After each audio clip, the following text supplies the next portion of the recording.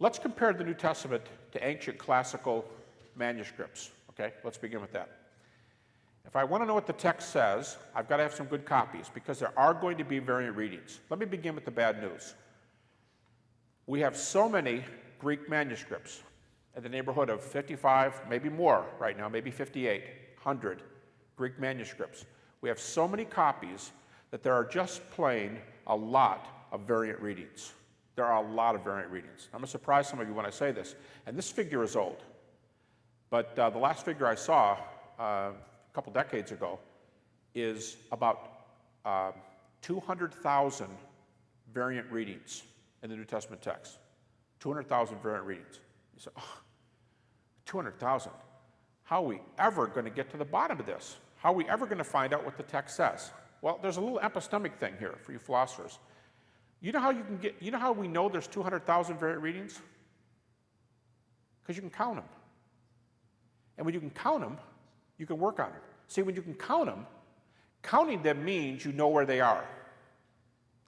How many of you have ever seen the red plastic New Testaments that are put out in Greek, that are the chief critical Greek text that you could study in any university? If you can study Greek, you can get this red plastic New Testament. How many of you know what I'm talking about? It's about this size. Some of you do.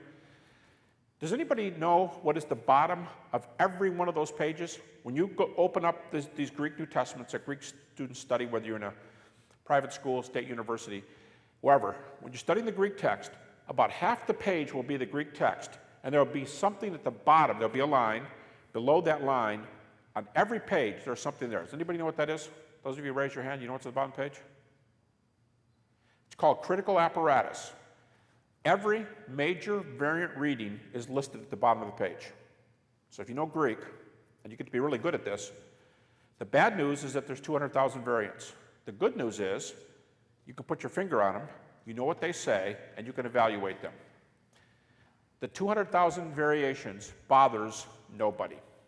Everybody knows they're there. They're usually not aware that there's that many.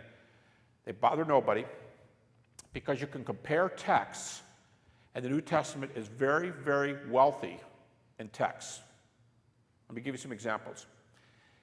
If you have 10 copies or partial copies of ancient historical texts, like Tacitus, Pliny, Suetonius, if you have 10, you are doing well.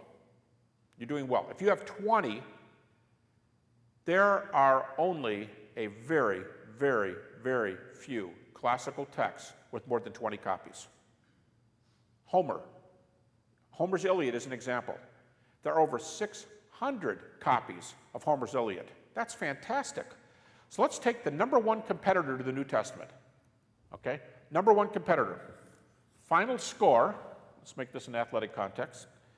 Final score, 5,500 to 650. First of all, you say, well, for classical text, 650 is fantastic. But don't look now, you just got killed. Well, you say, well, come on, it's not that straight a deal. It's not like a numbers game, like a basketball game. No, really. Again, we can pursue this in the Q&A if you want to. But for the most part, more texts make a more accurate reading.